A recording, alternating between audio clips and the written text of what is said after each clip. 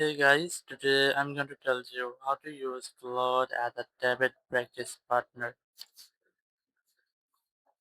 If you're using Claude AI and you want to use your Claude AI as a debit practice partner, so let's see how can do that.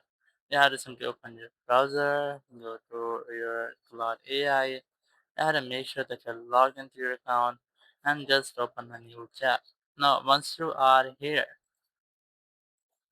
now for using debit practice partner, it's not only to use Claude AI just as a chatbot. You just have to create a role for this, and after that you have to see what happens. So for that I have a simple prompt. I'm gonna pasting it here. So here you can see I have written you are my debit opponent, or you can also write here act like a debit opponent. And then the motion is you have to enter your topic here, and after that you have to answer or you have to write what you want Claude to do.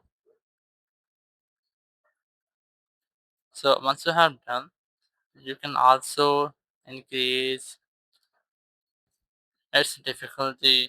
You can write act like a difficult, like a Oxford debit or something like that. And once I've done, just click on the submit option. So it will give you a smart response. Now you can easily start your debit practice with Claude AI. Thank you very much for watching the video. Until next video, bye bye.